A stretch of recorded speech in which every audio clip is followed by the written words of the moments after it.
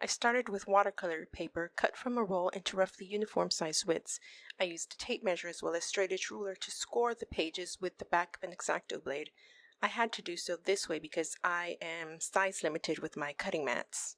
I did not have a bone scraper at the time, so I used the back of my scissors. I used bulldog clips to keep the signatures in place while I cut the rest of the pages. I did end up using an eraser to erase the marks I used.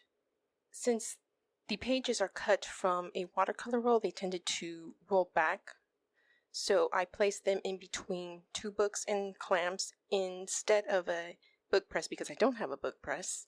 I did so for about 24 hours. I then cut them to less rough, uniform-sized pages.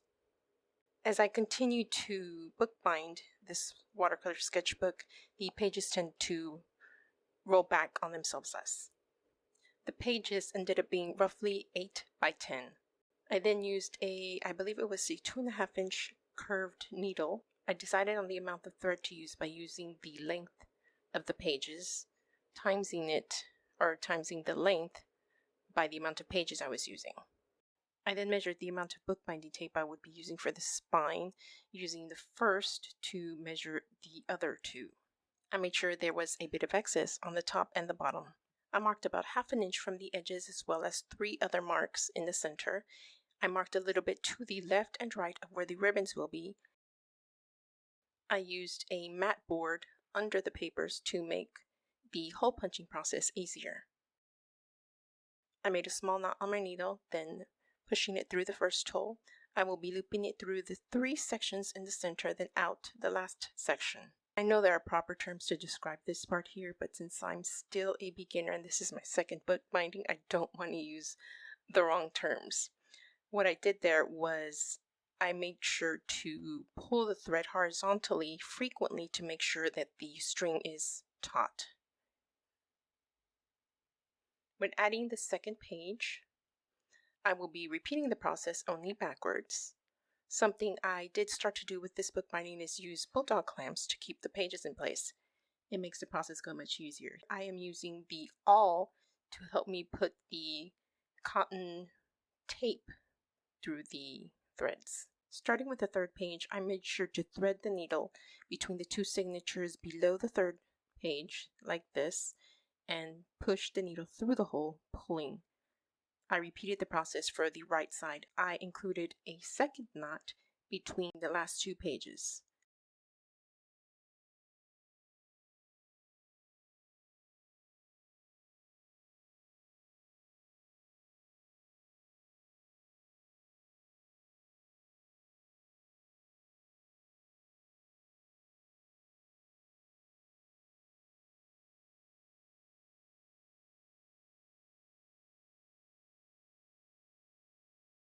I used 1/4 inch thick chipboard with glassine paper taped to the ends to protect the chipboard from glue.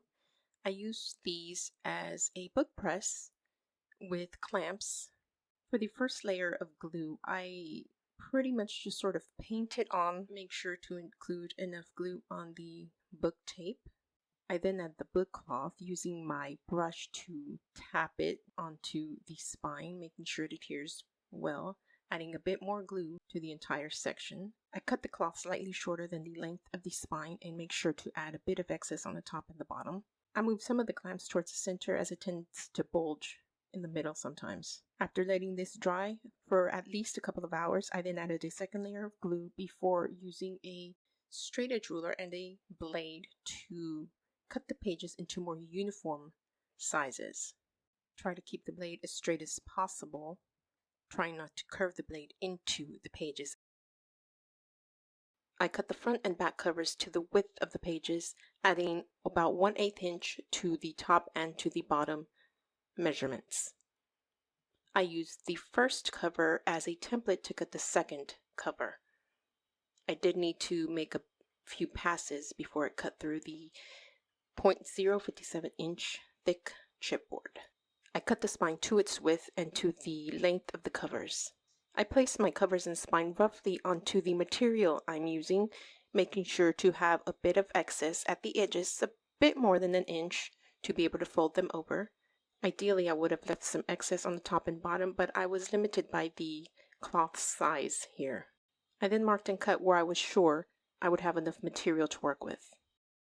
I added glue to the first cover, spreading it with a sponge brush, and then placing it onto the material. This is imitation leather. The chipboard did start to warp, so I used my trusty heavy Jim Beam bottle there. I repeated the process for the spine. This is a 1/4 inch thick piece of chipboard I used as a template to ensure the proper spacing between the spine and the covers. I also used a straight edge ruler to ensure the proper alignment. It was a bit messy, I admit here. But this is my second bookbinding, and I am definitely learning. There's my trusty Jim Beam there. I cut the edges, leaving a bit of excess at the corners. I added glue, as you can see here, then spread it onto the area with a sponge brush. Something I do here, as you're about to see, that you do not need to do is use bulldog clips to keep the material in place. I needed to do so because the material is slightly thicker. And one thing I would recommend to use if you are using bulldog clips is to use, say, thin mat board or something similar to provide cushion between the clamp and the material. For the sides, I made sure to fold in the edges first and clamp the edges first, then clamping in at the center. I made sure to use my bone scraper to make sure it adheres. Again, because of the slightly thicker material, I did have to work a bit harder to fold in the edges. I measured the ribbon by placing it about halfway down the spine and through the book, cutting at the place I wanted it to end. I then used a lighter to set the ends to keep them from fraying. Something I did not do with my first binding, whereas now the ribbon is completely frayed. I cut some book cloth to the width of the spine, cutting 2 pieces of thread slightly smaller than the width. I then cut the book cloth into 2 pieces, folding them over first, adding glue to the centers, adding threads, then folding over. I trim as needed.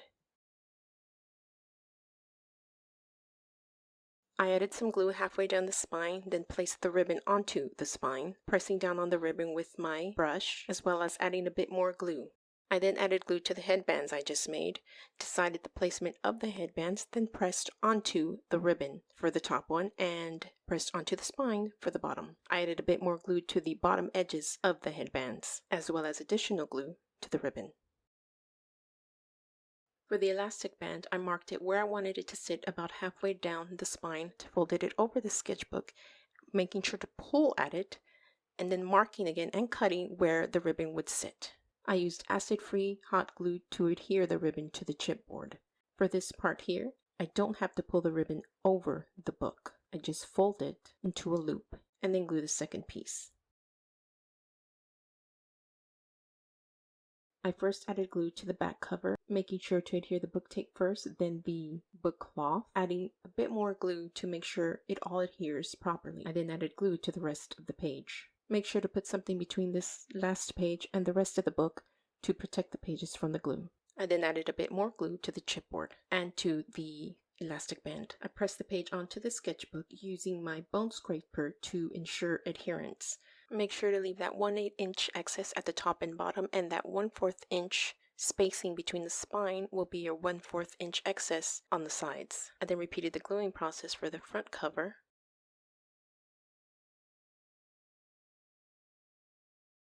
I used 2 heavy books with book clamps as my book press, and I left the sketchbook in the book press about 24 hours. Again, this sketchbook ended up being about 8 by 10.